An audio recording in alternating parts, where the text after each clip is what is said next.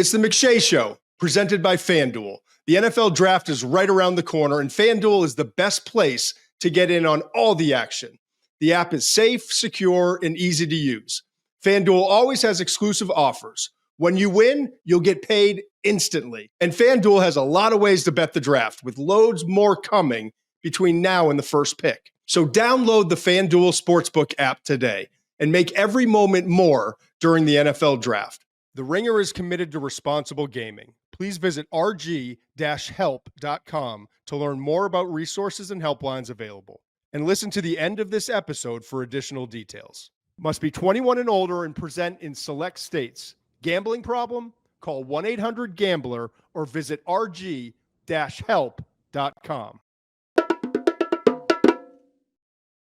Let me ask you something, Steve.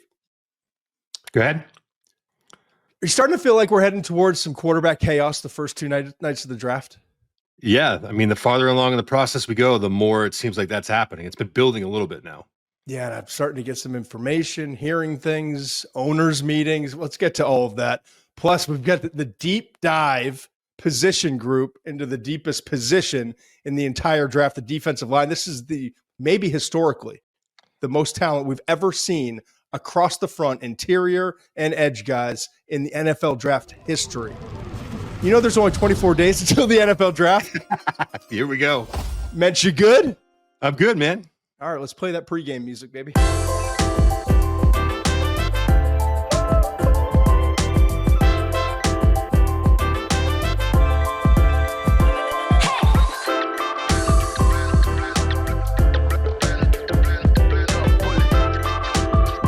All right, if you're tuning in, we appreciate you, whether it's on Spotify, YouTube, wherever you get your podcasts.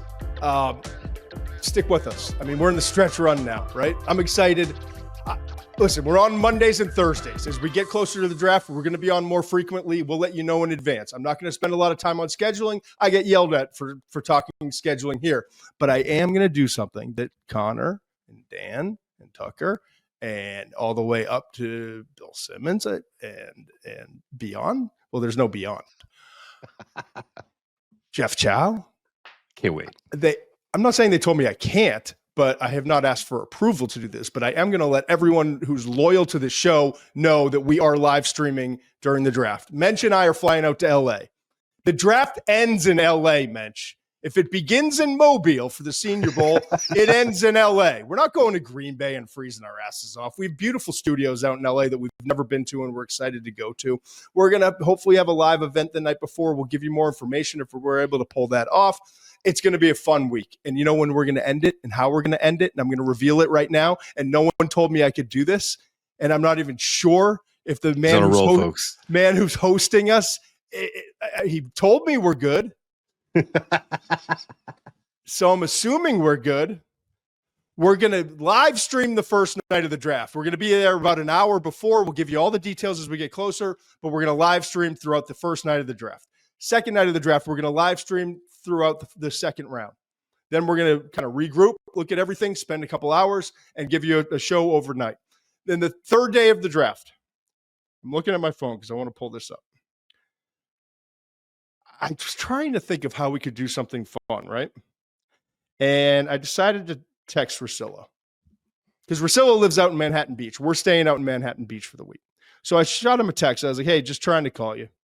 You didn't pick up. You got a bleeped up voicemail situation, by the way. Call me back when you get a minute. I got an idea that I'm going to pitch to you, and your answer needs to be yes, kind of like in The Town.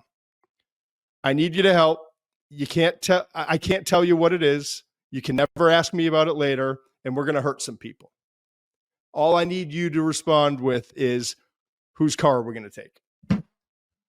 So Russillo, our good friend, I talked to him. I pitched the idea. He said yes. Awesome. We're live streaming the 7th round of the NFL draft when everyone's like, I don't want to listen to some of these people who half of them I don't even trust that they've watched a minute of tape. And I've sat on the set with some people who haven't of any of these players being drafted. I know you don't care about a guard from Kennesaw State that's being drafted with pick 246. So what we're going to do is we're going to jump on and we're going to get the process going. We're going to start talking about what all the teams have done. What are the big moves? If a quarterback or a big player or a player that we're excited about gets drafted, we'll comment on that. But we have an awesome lineup. And I can't say with 100% confirmation, but I'm pretty sure our boy Bill Simmons is going to be part of this thing too. We got an awesome lineup. I just wanted to share it. I'm like a kid. I've had the Christmas gift. I've been hiding it in the closet, and I'm not a kid. I'm like a parent who got the kid like the toy of the year, and like I'm so excited. And I should wait till Christmas morning, but I just ruined the surprise, and I'm probably gonna get yelled at after. They might even cut this thing out, but that's the story. So as we get closer, there's going to be more all week long. Every single day, we're going to have shows from LA, and we've got the live streams coming up for the first night, the second night, and for the 7th round. I didn't even tell you where. In Russillo's house. Russillo's got an awesome like man cave basement overlooking the Pacific Ocean, TVs everywhere. We're taking it over. We're bringing our guys, we're bringing our whole crew, and we're going to invade his house. And I talked to Bill Simmons about this. We're going to make him run a 40-yard dash. No. Bring your stopwatch. We're going to make him run a 40-yard dash. Okay, so that's that. Now, on to the quarterbacks. And I think you've gotten, like, I love our sponsors. I appreciate them very much. FanDuel is an amazing partner in all of this. They keep these lights on. They make They're sure great. that we have what we need. They've been an awesome sponsor and partner from the day one of this show.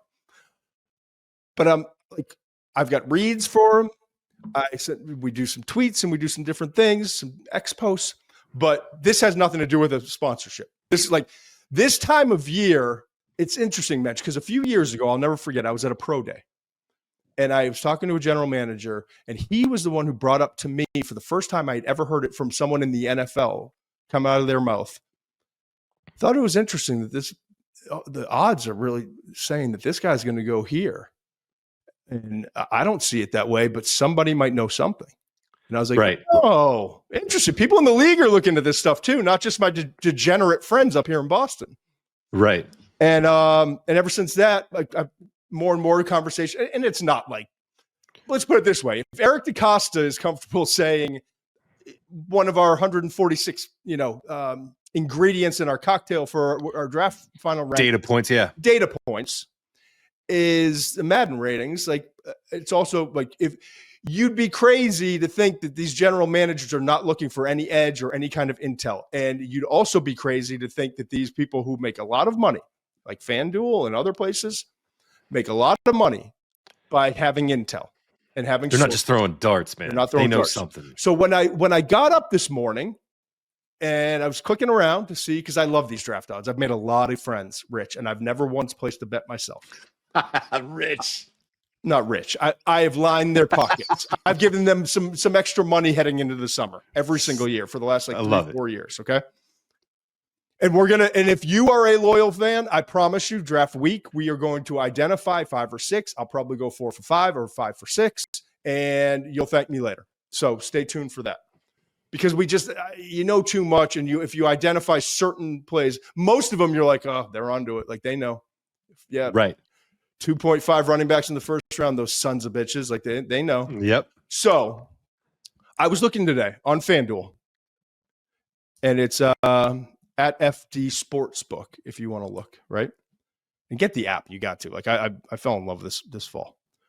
The number 2 pick, you know what the odds are, Mensch? Number 2 pick, which currently is held by the Cleveland Browns.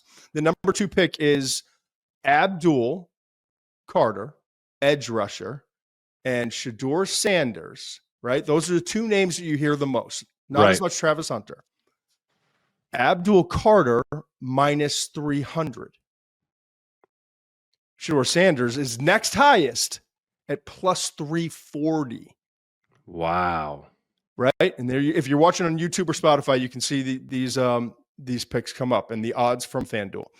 Also at number 3, Travis Hunter minus 150. Not as steep as Abdul Carter at 2, which is it runs in line with a lot of the information I'm starting to hear. Travis Hunter's minus 150 to be the number 3 pick, currently held by the New York Giants. Shedeur Sanders is plus 170. So better odds that Shedeur Sanders goes 3 than 2, but not good odds at either spot, bud. Wow. So now how far does he fall? That's what the Now, again, conversation becomes, one right? bit of information, one Adam Schefter nugget on NFL Live or X post or whatever it is, one thing from Pelissaro, right? One thing from one of these guys that get all the information could change that. And we've seen drastic changes. But let's keep an eye on these things because they seem to, whether they're like right at the moment or a step ahead of the moment, they're not looking to lose money. FanDuel is not in the business of losing money. Right. So, and if NFL general managers are keeping an eye on this stuff, and they're not trying to win $25 here, trying to make 100 into 300. They're trying to see, does somebody know something that I'm not getting? Because a lot of people either want to give false information or don't want to give information this time of year. And so maybe this is one more source. Maybe someone has a contact somewhere, whatever it is, right? Who's going to be on the board we pick? Do we have to move up to get a guy? All of that comes into play here. Those are the two things right there. Who's going to be on the board? And if we are trying to target a player, where do we have to move up? And there are a lot of mock drafts. There's a lot about Adam Schefter and Pelissaro and everybody else. But there's this as well. Just another ingredient in the big cocktail to stir it up. So if you're listening to these odds, and you're wondering, why is McShay going on a rant about FanDuel? He promised that this is a sponsorship. He's not getting paid to do this, and I'm not. It's because the odds are telling us that Shedeur Sanders isn't going in the top 3, and then I look at the New England Patriots are sitting at number 4, and they don't need a quarterback. And the Jacksonville Jaguars didn't bring in Liam Cohen and a new general manager with any thought of moving on for Trevor Lawrence. Okay, right. You got to get to 6 to Las Vegas where it would make any sort of sense. And I've gotten absolutely no indication. In fact, I've gotten strong indication to the opposite for both 6 and 7. Raiders, Jets. Not going to be Jets too, huh? Jets too. Not going to be Shedeur, those picks.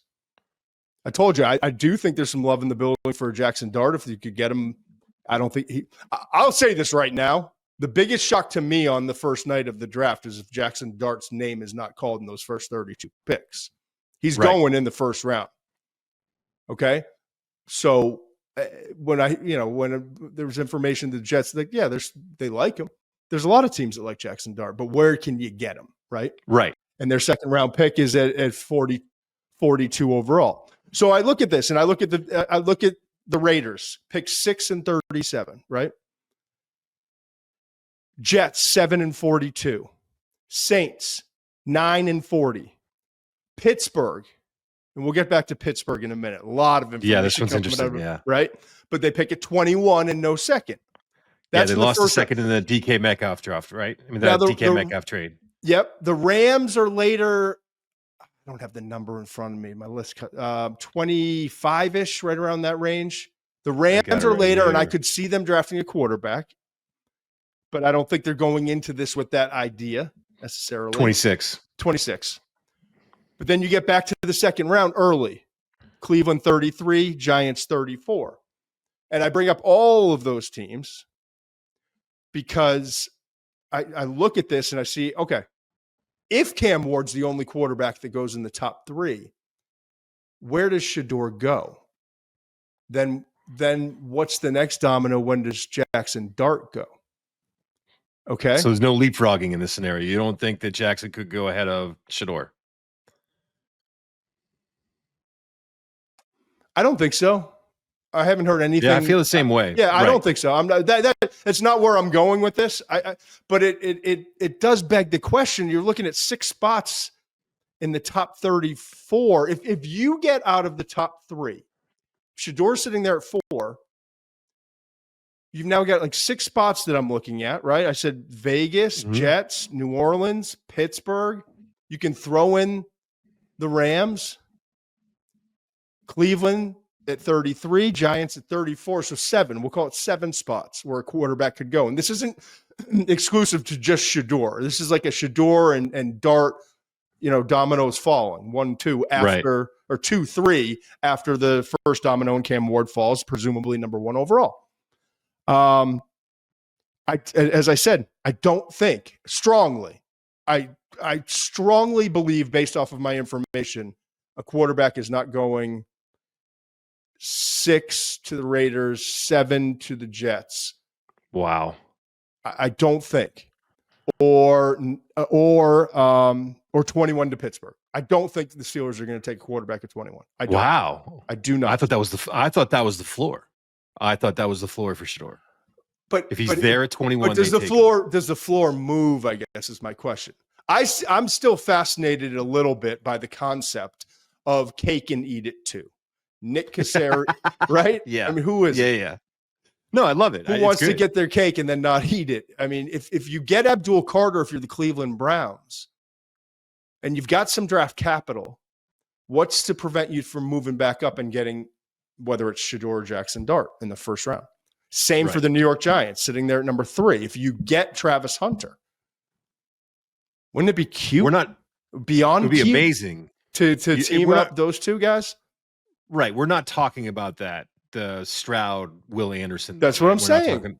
Yeah, but those went 2-3. You're not talking about 2-3, right? You're talking about 2-14, 2. I don't know. I don't know. I don't know. I don't know. I don't know. Nobody knows right now. Even the teams that, even if Joe Schoen is the general manager of the Giants, wants to pull something off like that, he doesn't know at this point if he truly can. Yeah. As we get closer in the conversations, and I don't know that he wants to. Same for Cleveland, sitting there at pick 33, one spot ahead of the Giants, in the first pick in the second round. I don't know if that's what their game plan is. But so you're saying, wow, you don't think the Raiders are going to take one? You don't think the Jets are going to take one? The Saints make sense. Very much so. They do make sense, but some of their off-season moves have been interesting. Right, like it's almost like they think they can win. Not a lock. No, it's not a lock. No, you don't look at them and say they have to get a quarterback. So, and now you're saying no Pittsburgh. I mean, all of a sudden, these teams that I've identified as teams that could be targeting him. And so here's the other part of it that's fascinating to me because I do think this is not the year of the quarterback. There were 6 in the top 12 last year. This is all about the defensive line, the running backs, right? Mm-hmm. But it still is the fascinating conversation. Everyone's talking about it. If Cam Ward goes 1, where does Shedeur go? Jaxson Dart crawling up, creeping up. Awesome pro day for whatever it's worth. People who are in attendance, utterly blown away by him conducting it, his leadership, the way he handled it, his maturity, his arm, all those things. It's a pro day. Who cares? Yeah. Love the player. Can't stand the pro day concepts. But here's the other element. There's the secondary element because there is Cam Ward, and there's always been this Ward-Shedeur conversation, and Jaxson Dart has crept up as we see every year. There's always seems to be one or two that kind of creep up and bridge the gap. Always. Is Jalen Milroe going to be QB4 in this class? I think there's an excellent chance. An excellent chance. I mean, it's just a matter. I mean, I don't think he goes. I don't think there's any shot of him going the first round. No, I'm not talking about that. But I'm now talking about these combination picks, right? Where you don't get your guy, you opt out, if you will, for a bet. So, yeah. Because here's my thing. It lines up with our evaluations and our conversations with teams. I don't know a single person in the National Football League that doesn't have a higher grade on Abdul Carter and or Travis Hunter than they do. Should do. Two things can be true here. You can absolutely love Abdul Carter and Travis Hunter, but also really, really like Shedeur Sanders, but recognize the grade's not. So quarterback's more important, yes, but it's still a pass rusher, and it's still this generational talent that might do something nobody else has done. So, and FanDuel agrees. And every evaluator I talk to in the league agrees, like, yeah, I really like him. Varying degrees of, I do like him. Some are like, no, I think the gap, I've talked to people that I don't think the gap is huge between Ward and Shedeur, but I do recognize the gap. Others, yes, there are people out there I've spoken to that have him kind of a late first, early second type grade, but that always gets pushed up. So it all kind of falls in line. And then if you are a team like Cleveland or the Giants, or you are a team like Las Vegas with Tom Brady saying, I want to develop a quarterback. Right. I hate this process of bringing in a guy and throwing him in the fire. They don't know what they're doing. They're not being developed and taught a program and taught a system the way that they have to in the NFL at the college level. So you got Vegas at 37, right? I'm just looking at, and then you get New Orleans at 40. And so we've talked so much about, okay, well, they're looking at the second tier guys. Cleveland's put a lot of work in with the second tier guys.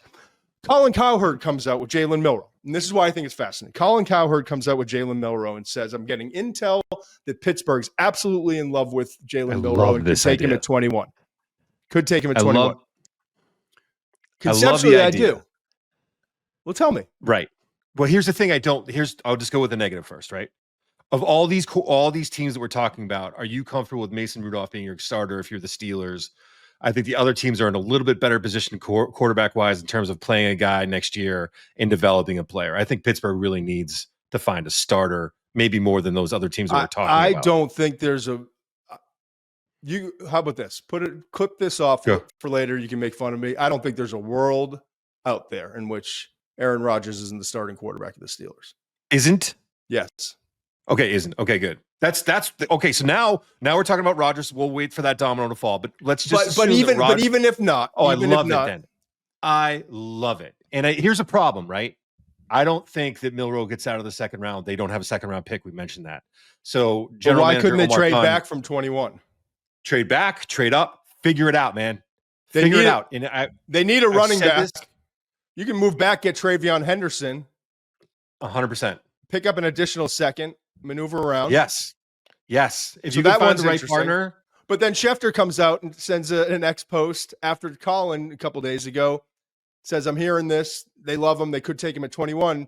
Schefter, I don't even think it was an X. I think it was some interview he did. It was like, based off of all the information I'm getting from all over the place, I don't think, and I'm paraphrasing Adam. I'm sorry if I'm not, it's not the actual quote, but essentially, I don't. No shot. Yeah, there's no chance he's going. The quarterback is going with 20. Saying. And it wasn't Milroe. It was just that they're taking a quarterback at 21. But think about Milroe in Pittsburgh. I just got to say this. Like, they've watched Lamar Jackson in Baltimore. They've had to watch that unfold. And all the criticism. I don't know if people remember this. I think most people do, to be honest with you. When Lamar came out of Louisville, it was, this kid's not accurate enough. You know, all the polling and stuff that came out about maybe he's not a quarterback. All of the controversy and the criticisms about him, and they've watched him develop into an MVP quarterback. I mean, he is unreal. And if you could do that, and then also one of the things we love about Milroe, I know you talk about it all the time, is the deep ball. You just went out and got DK Metcalf. You want a quarterback and they can get him the ball downfield? Jalen Milroe can do that for you. He's a guy who can take the top off the coverage. I'm in love with that pick. The problem for me has always been, now that they don't have a second round pick, how do they get into a position to take him in the right area of the draft? So sticking with the Milroe thing here, Cleveland general manager Andrew Berry came out and started talking about 4 quarterbacks that they've put their eyes on live, 3, and the 4th being Shedeur Sanders. I guess that they have a workout scheduled with him, and his pro day is coming up next week at Colorado. He mentioned 4 quarterbacks that they've narrowed it down to. So I was surprised he even gave that information. Tyler Shuck was not one of the 4. It was Cam Ward, Shedeur Sanders, Jaxson Dart, and Jalen Milroe. You know who their offensive coordinator is? Who's their offensive coordinator right now? Tommy Rees, who was with Milroe at Alabama, had a better year with Milroe at Alabama than he had this past year with Kalen DeBoer and that offensive staff. Jordan Schultz comes out, insider, right? I don't have the quote here. I'm not looking to go into specifics, but there's a quote from an assistant general manager that he put out there. And I don't think he would put it out there if he was making it up. Talking about things that people are overlooking with Jalen Milroe, and the criticism's been too harsh. Okay. But then there's what I see on tape. Right. And then there's also the conversations I'm having.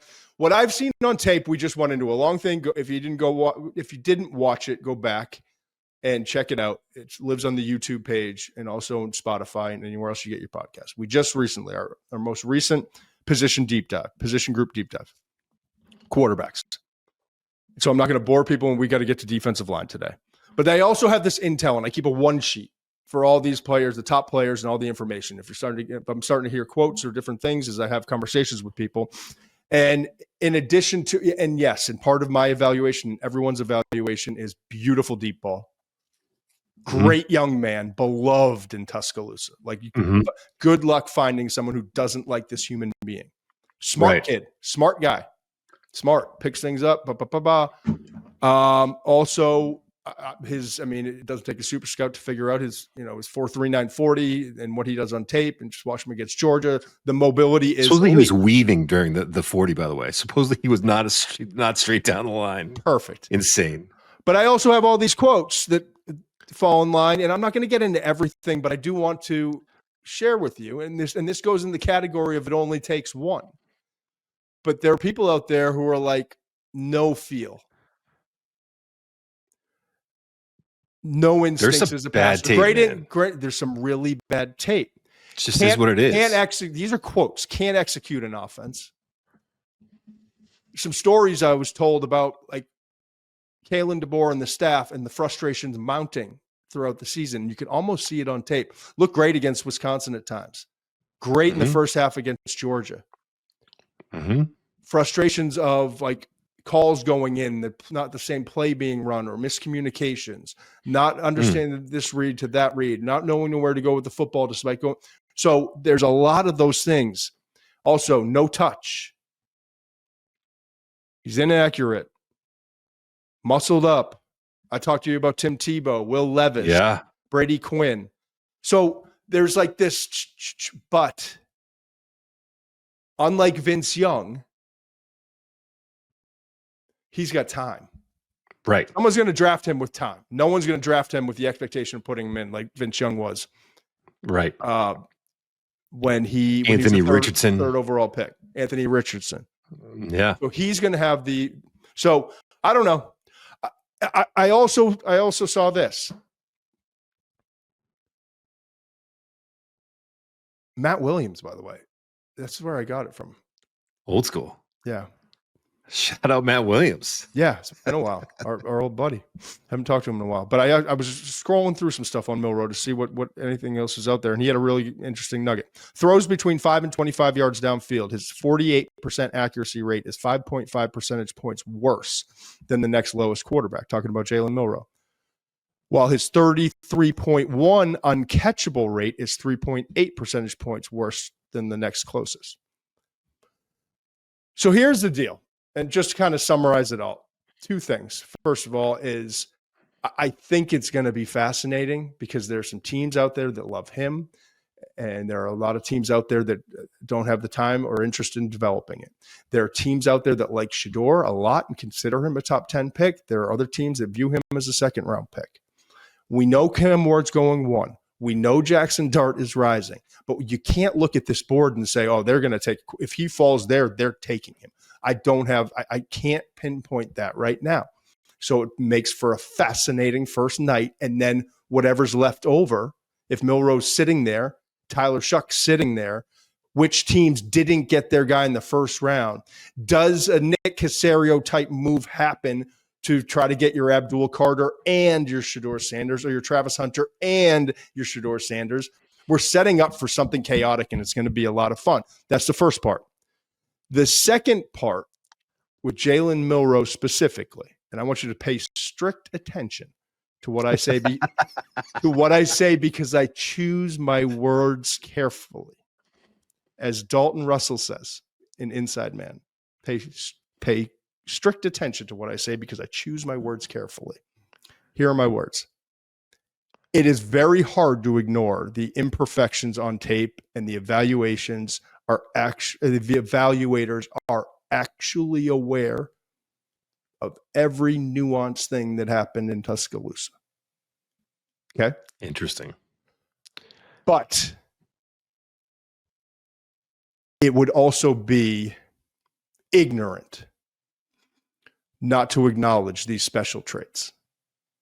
Ignorant. Right. History tells you it would be ignorant, and you got to take chances.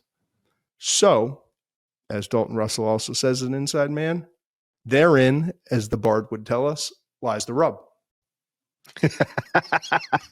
That's great. Moving on. I'm buying that lottery ticket in the second round, man. And also, I want a wild card team to come out of nowhere. I want another Atlanta situation. I want a team that we could not expect. I think we could. So do I.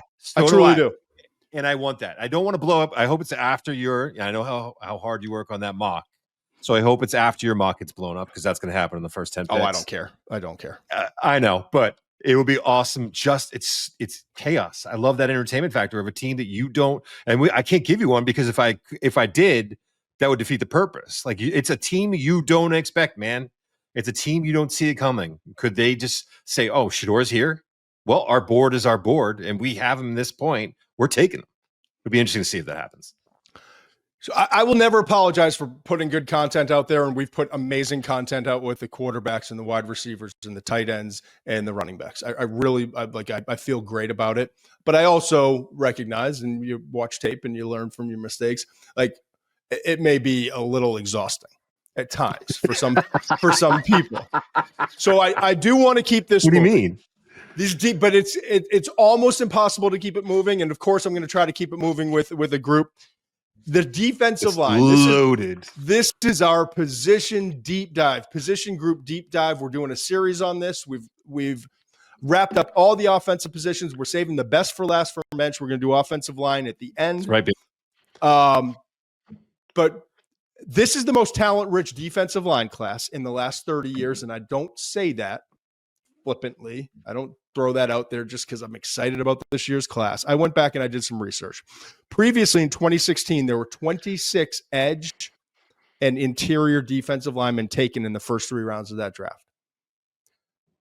There were some years where there were 13 edges. There were some years where like 13 or 14, but combined together, the interior and edge guys, that's the most we've seen.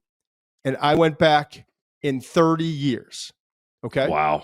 So right now, this group, I've got 16 interior defensive linemen and 19 edge rushers with grades in the first 3 rounds. That equals 35. This 2025 group. So even if I overgraded 8 of them, Mensch, it would still be the most defensive linemen taken in the first 3 rounds of the draft in minimum 30 years. I wasn't going back to like the 80s. Okay. I went back 30 years, and that was my cutoff. So here we go. Here's what I'm going to give you a quick overview.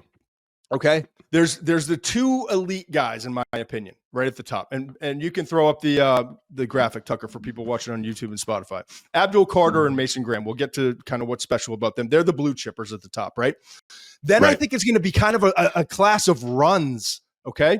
You're going to see, and it probably will be, I don't know, maybe pick 8, Carolina, 9, but it's not, I think it could be around that range. Then you'll see like Jalen Walker. And I think the edge group, maybe it'll be Jalen Walker and then 4 or 5 more picks. But once you see a Mike Green or a Shemar Stewart come off the board, there's going to be a run, okay? There's going to be a run, okay? So it's going to go one edge, 1 interior guy, Carter and Graham. Then you're going to see a run of these edge guys. You see it on these rankings, right? It's Jalen Walker, Mike Green, Shemar Stewart, Mykel Williams, James Pearce, Donovan EZEIRUAKU. Okay? Yep, I'm with you. EZEIRUAKU. I'll have it right in 24 days. Okay, after that, but kind of weaved in there, though, towards the like Pearce, some of the character stuff, EZEIRUAKU. I think you're going to see a Derrick Harmon, interior guy, Walter Nolen, Kenneth Grant, right? That's going to kind of be weaved in towards the end of round 1. You're going to see Harmon and Nolen and Grant, maybe early round 2 if one of those sneaks out of the first round. But then to start the second round, it's going to be Darius Alexander, Tyleik Williams, Shemar Turner, Joshua Farmer. And then beyond that, like that's going to be that interior run. Omar Norman Lott. Weaved in with a couple edges, right? Like Bradyn Swinson. Nick Scourton, I'm not as high on as most people. Scourton will probably go like in that earlier part of the second. But then it'll be kind of, a mixed bag of Alfred Collins, TJ Sanders at interior, and then Oladejo from UCLA, Landon Jaxson, JTT, Ohio State. So it's going to be runs. But at the end of the day, my goodness, we got a lot of guys. A lot of guys going in the first 3 rounds of this draft, right? Yeah, you're gonna players that normally would be drafted probably early in the third round could slip into the fourth round just because of the way needs and team fits and all that unfolds. You're gonna find there's gonna be some guys in the day 3 of this draft where I'm gonna be stunned that they're still available. I think just because the numbers, it's just a numbers game, especially at edge. I think interior's better. And let's get to it. All right. Okay. So let's get to the edge group. Let's do it. As you saw there on that graphic, and I just mentioned, I think this edge group is extraordinarily rich in round 1 and in round 3. Interesting. I think there's going to be a little bit of a drop off in round 2. Okay. But then I think it's loaded kind of late day 1 into early day 2. And to your point, you're going to find guys that you'd be like, normally you'd be like, we just can't get a guy that caliber. Early day 3, sorry. Right. Gotcha. Early day 3 in the 4th round.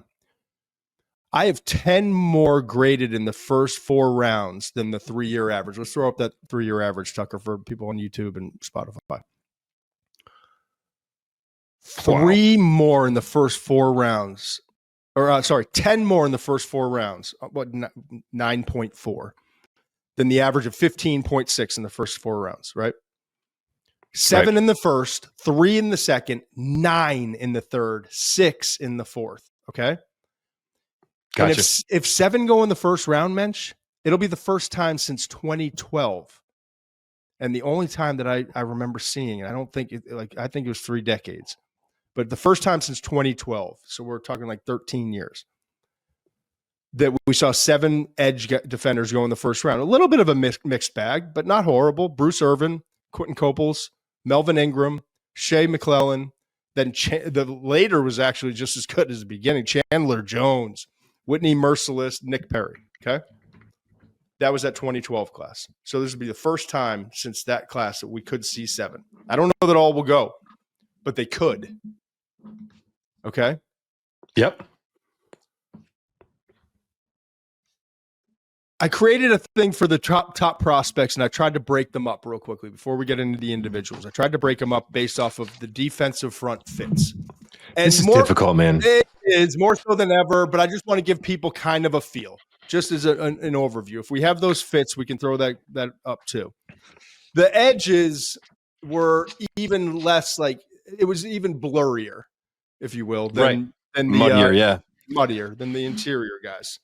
But those are so let's keep rolling. So those are the 5 techniques. We'll get back to the defensive tackles, but those could be guys that play that 3-4 defensive end. Here's the base 3-4 outside linebackers. And again, Abdul Carter, just like Micah Parsons, could be a 3-4 outside backer, could be an RDE and a base 4-man front, whatever you want. But Jalen Walker fits best as an outside linebacker in a 3-4. Absolutely. As does Mike Green, James Pearce, Donovan EZEIRUAKU from Boston College, Bradyn Swinson, Femi Oladejo from UCLA, Princely Umanmi Ellen, Ole Miss, Baron Sorrell,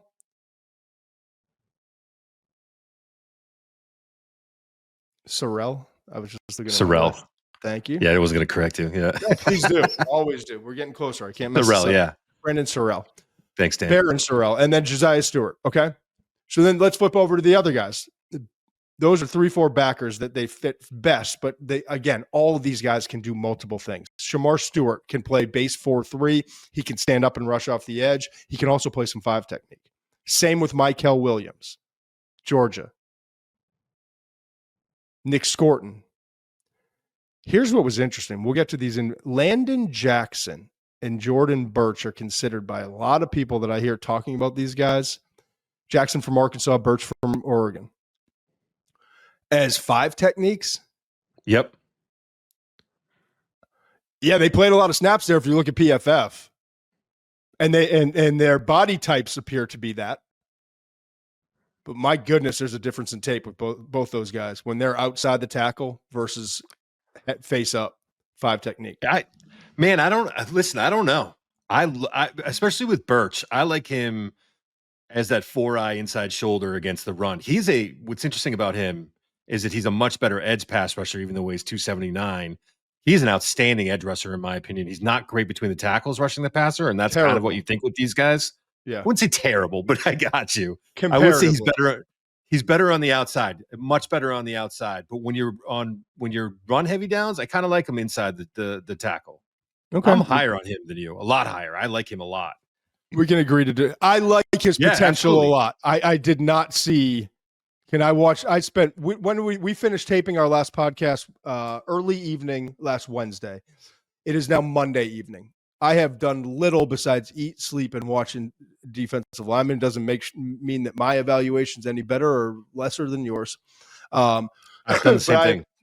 I have shut off the outside world. I spent a wonderful day with my kids on Saturday, and outside of that, I have immersed myself in these guys. And I saw a difference. We'll get to them. Let's go back to the top 7 edge guys as we focus on these edges. Here's what's fascinating to me. As an evaluator, you want things that are clean.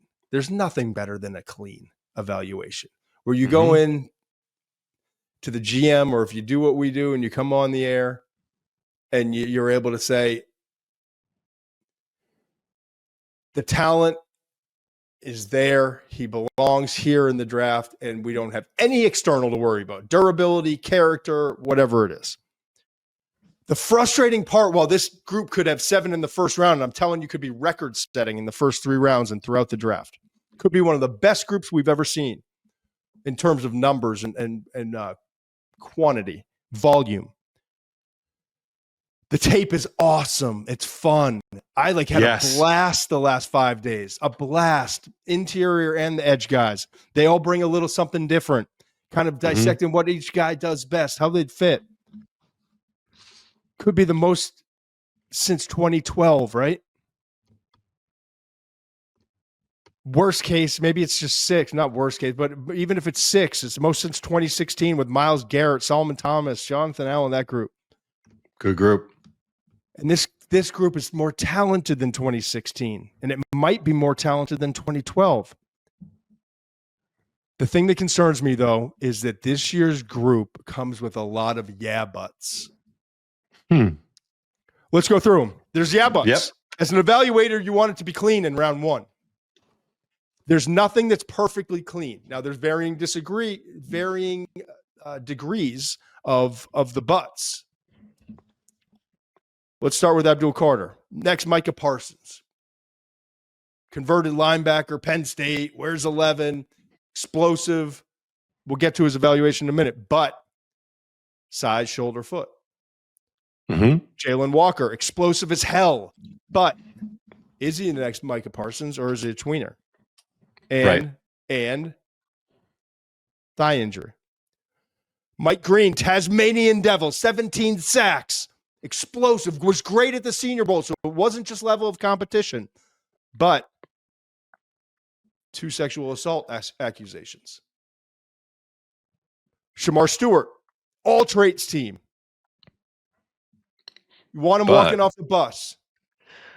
Blows up the combine. Great 2 days before graduating the Senior Bowl, but no production. It's true.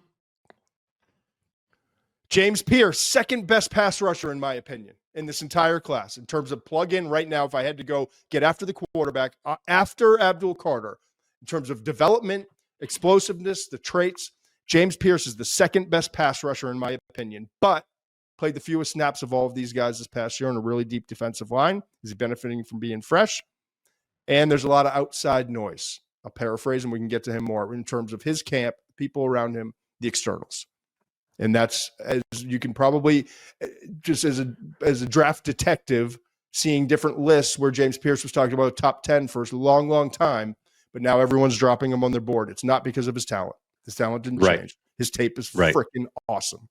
It's so much fun to watch. Oh, he flies. Mykel Williams, body beautiful, clean as a whistle, wants to learn, loves the game. Not as vocal as Jalen Walker, but just not a negative thing coming out of Athens or anywhere else about this guy. But will he ever reach his full potential? Was it his ankle this past year that prevented him, that injury he suffered against Clemson that was kind of lingering throughout the season? Or is he just still got a lot of developing to do? And then finally, Donovan EZEIRUAKU, Boston College, elite production, long arms, refined hands, body control you dream of on a Ferrari, cornering on rails. But he's 6'2.5", and he probably didn't run a 40-yard dasher in the pre-draft process, and a lot of other people didn't. But are we hiding something there? So that's the yeah buts. And I'm not here to piss on the parade, as they say. But I'm just saying, because I think people hear like, oh my gosh, McShay, and these people are saying this is the best defensive line class ever, but nobody really has guys fly. It's not like we got 3 in the top 6. Right. There's, you know what I mean? There's questions. Yeah. So let's jump off. I think that's all fair. All of that was fair to me. Okay. This episode is brought to you by Walmart. Life gets busy. We could all use an extra hour or save one. With Walmart Express Delivery, you can do just that. Simply place your order, and in as fast as an hour, it's at your door. Use promo code EXPRESS for free delivery on your first order. No hassle, no stress, just more time for what matters most to you. Visit walmart.com to order now. Promotion valid for first express delivery order. $50 minimum. Subject to availability. Restrictions apply. Let's start off. Abdul card, and we're going to go lightning round here. And I really want to focus on, we all know they're really good. We can all read heights and weights, and we can all do that stuff, right? Everyone's capable of it. What jumped out to us on tape that's different, whether it's good or bad? Let's keep it moving. Abdul Carter, 734 snaps, right? Here's this guy that's the presumed top 5 pick, and then kind of as the season went on, I think everyone started talking to him number 1 overall. He's still out there grinding. Yeah, they played more games than others, but he was second behind EZEIRUAKU from Boston College in terms of snaps. And I see the effort on tape, and it's awesome. Now let's talk about the player. Explosive takeoff, elite dip and bend. Mm-hmm. That's where he just kills offensive tackles with his dip and his ability to bend, okay? It's different, yep. Few humans on the planet, right, can turn the corner, dip under the arms of an offensive tackle, and then accelerate through that corner. I want you, again, going back to my quote earlier, listen carefully because I choose my words.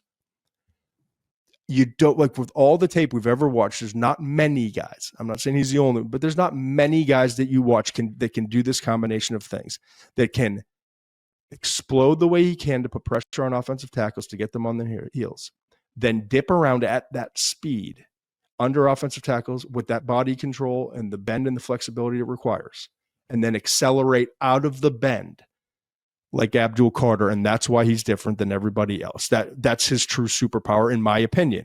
Then you add the fact that, like, the elite change of direction. Yep. The outside in, inside out moves, and then the lightning quick hands to slap, swat, rip. Like, he's a nightmare. I mean, he's to me, and then the fact he plays his ass off, and I want to make this point because I haven't heard anyone make this point. I want people to realize that everything you see on tape, and the polish and the explosiveness and the hands and the violence and all of that stuff, and yes, he can continue to get better. He's just scratching the surface, man. He's only played 16 games as an edge in his life as a true edge. Okay. So, I mean, I'm not saying it's Garrett, it's Watt, it's Parsons, but I'm saying he's next in line with a chance to be close to that group. And that's something you don't often see.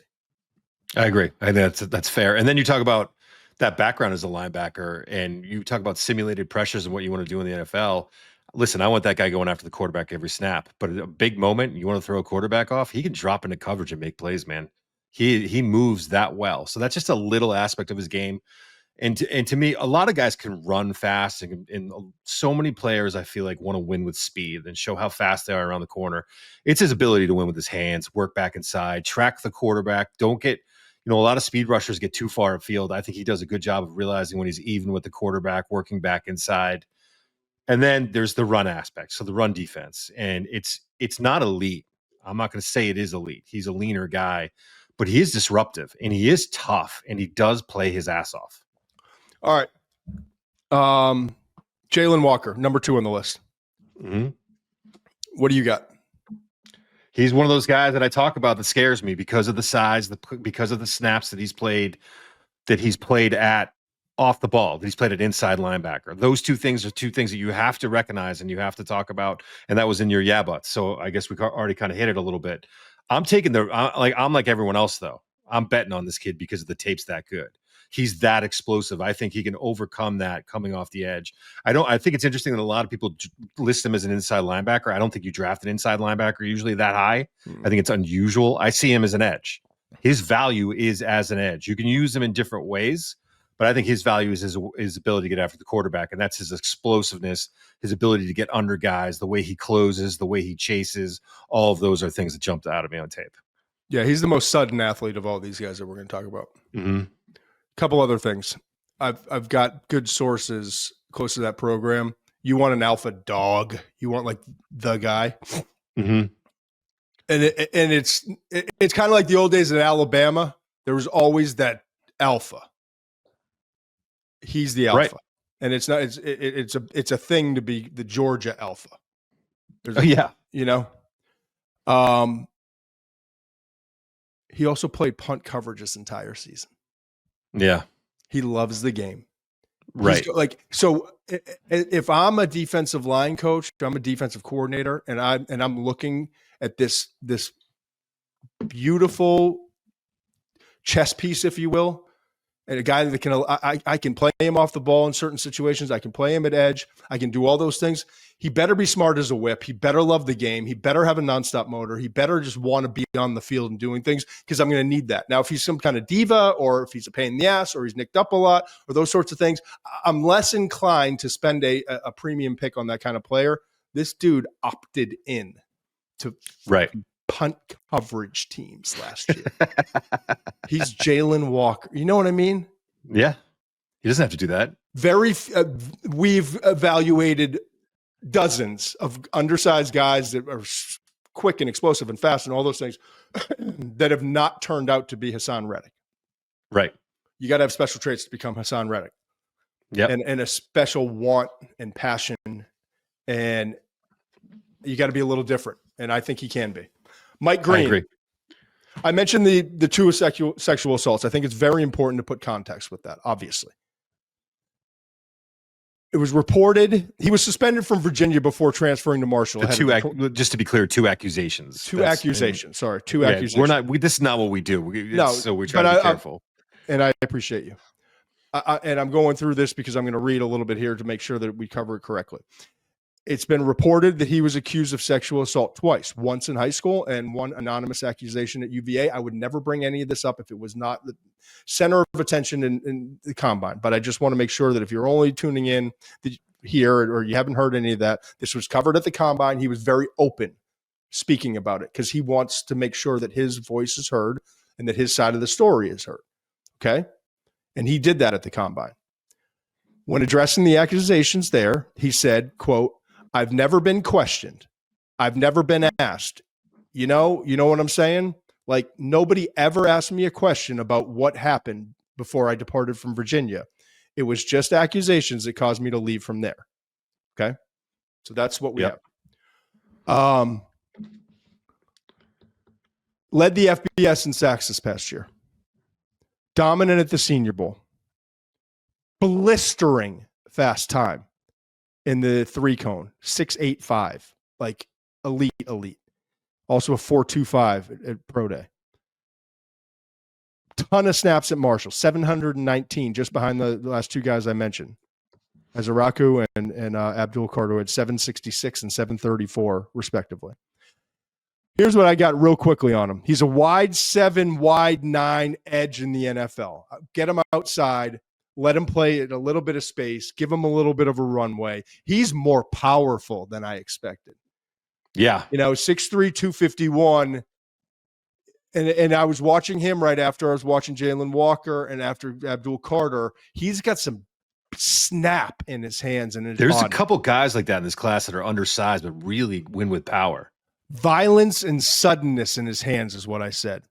Change of direction skills. You saw it in the 3-cone. You see it on tape. I think he's got a chance to be really good. I think he's suited as a 3-4 outside linebacker. Yep. Serve in that, like the Cowboys have 4-3 edge. Keep him Yeah. wide. I gave a comp of Nick Benito. And I almost feel like it's lesser than, but I also want to remember this isn't Nick Benito coming out of Oklahoma. This is Nick Benito with the 13.5 sacks last year. It's the same, almost identical height, arm. Right. He's 10 pounds heavier at this same point in the development, but a similar type of role and potential in terms of sack production. I don't hate it. I like it. I mean, that Josh Connerly rep at the Senior Bowl that, I mean, everyone who's there and everyone who's watched it has talked about, where he just runs over Josh Connerly, is not a fluke. That is who he is as a pass rusher. He can run right through you. Now, again, we talk about Abdul Carter's superpowers, the bend, and Mike Green's superpowers probably speed to power. But then the reason these guys are so high is they branch off of it. Everything branches off of that. That's what he starts with, and that's his base. But he also wins with his hands. He can also dip at the top of his rush. So there's these things that they're really good at, but there's more elements to their game. My favorite was Tate came in on Saturday, my son. And he's good for like 3 plays on tape. I'm pulling it back up. You know what I mean? Like, yeah. Hey, Tate, you want to watch this guy? It's Mike Green. He's from Marshall. It's Virginia Tech. I'm pulling up the play now. He comes in, and I think it was the first play of the cut up against Virginia Tech. Like the first second, here we go. No, it wasn't the first play. This is really good. I'm going to find it though. There it is. Just run somebody over. So it's the second play of this cut up of this key plays. It's the first quarter. Eduardo can find it. It's the first quarter, 5:57 left against Virginia Tech. Oh, it's great. Comes off the edge, quick move, rips down the quarterback. Quarterback throws it into the sideline at the very end. But then he does that climb after his celebration. That's the only thing that my son picked up on. All right, Shemar Stewart, Texas A&M. I'll let you go on him because I've talked a lot about Shemar. We've talked a lot about him, and I still feel like this he's the case study of production versus talent. And you see it on tape. It's almost like, how is he not getting more sacks? How is he not getting to the quarterback? You watch the Missouri tape. We've talked about it ad nauseum. I'm going to talk about it again. He's throwing 2 offensive linemen aside with 1 arm. I mean, he has unique traits, and the tape is good. The tape is way better than the production. But it is the production that's going to scare people. I mean, he just did not put up big numbers there. And yes, he played with talent on a talented defensive line. And yes, that's kind of, maybe take some of that away because other guys are getting to the quarterback too. He should have had bigger numbers. It's still, it is baffling to me that he didn't have bigger numbers because, again, when you're talking about the power he has coming off the edge, his ability to run guys over, his ability to throw guys aside, a la Reggie White, the way he can do that is impressive. Mm-hmm. Why are those numbers so low? I don't get it. I'm speaking generally here with Shemar Stewart. Scouts don't like him. Yeah. And if you take a step back and you think about the process and everyone's role in it, it kind of makes sense. Because if you go out and you put your name on the table, you put his name and you punch it down and you're pounding the table, and he turns out to be a guy that isn't, because it's a projection with him, right? Mm-hmm. Coaches, though, get involved in the process and they see some of the things and they're like, it's not on them. Well, the GM, the scouts, they brought him in. I'm just doing the best I can with him until he's a star. And then it's like, oh, I developed him. Right. Yeah. So it's not surprising. A lot of the conversations I have tend to lean negative with Shemar Stewart with scouts in the league. Okay. Right. I've heard it there. I remember a guy in the league told me one time that there was a scout who always brought up these players that were high ceiling players. And the GM would say to him, man, you love guys that don't make plays. Yeah. And it was kind of a devil's advocate thing, but it's true. Like, we all get caught up on it. And, Al Davis at the Raiders was obviously the most obvious of a guy with the height, weight, speed. It seemed like that was how their board was set up practically. Speed. Right. Speed. Yes. So everyone gets caught up in it. But, I mean, production's a thing. There's a reason why it's at the very top of all of our reports. Did this guy, what did he do at the college level? He's a fascinating case study. Trayvon Walker's the last one that's kind of similar to him. And John Dorsey. I think Trayvon Walker had better numbers too. Trayvon Walker's has been good. He's a damn good run defender. He's a good player. He ain't Aiden Hutchinson. No. So he put his neck on the line, and now John Dorsey, not because of that, but part of the resume, John Dorsey lost his job this offseason, right? Right. Here's the thing with Stewart. I'll give you the traits are stupid. I mean, the top end speed is rare. He top 5 results in the 40, 4.59 at 6'5", 267 pounds, 34 and an eighth inch. Like all these other guys are 32 to 33 and change arm length. His is 30, 34 and an eighth. Okay. And with that size, he runs the 4th fastest 40 at 4.59, the 3rd fastest 10-yard split. We talk about that line. If you get 160 or under, like, sign me up. That was Bill Polian's thing when he was trying to get closers and the pass rushers. He 160. Don't talk to me. Don't bring him because we're playing inside a dome. We got Peyton on offense. We're going to get a lead. We need closers. 160. Well, he's at 158 at 267, mensch. Okay. Yeah. Then the broad jump is 10-11, best in class. Vertical jump 40 inches, second best in class.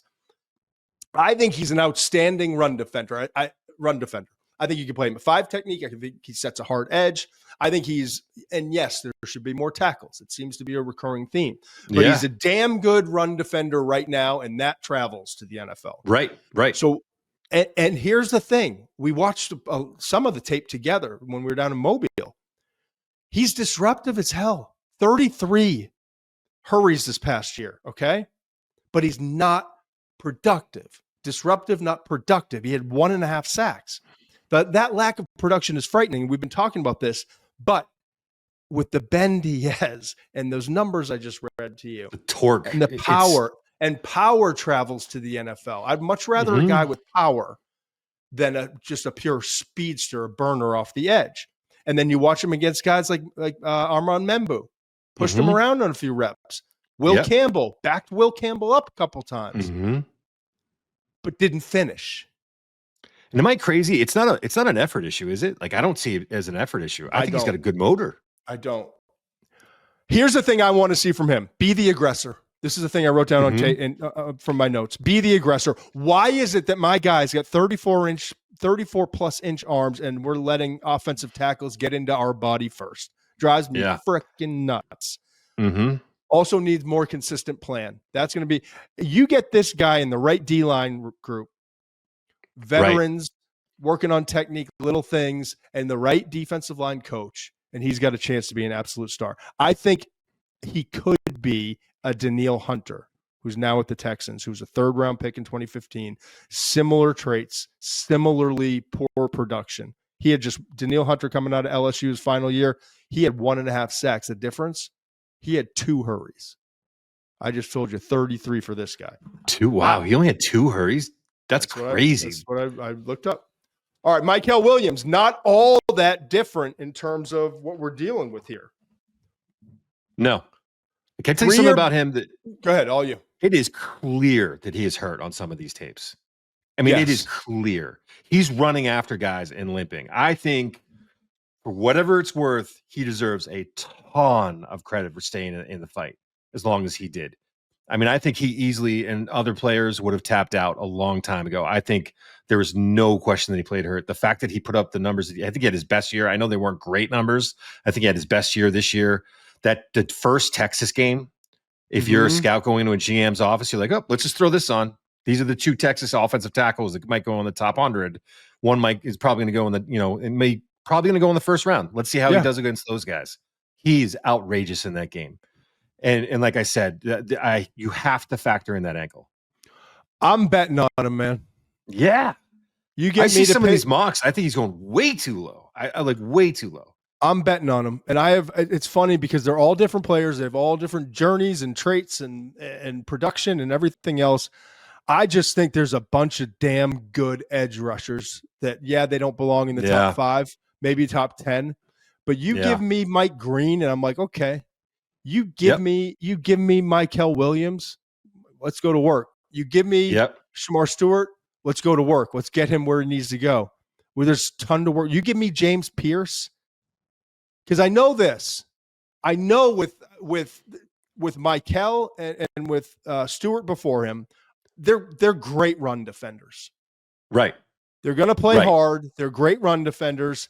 Mykel had 4.5 sacks as a freshman. He was like this breakout guy, but he never was able to get over the top. Thought this year would be that year. Ankle injury against Clemson, all of that.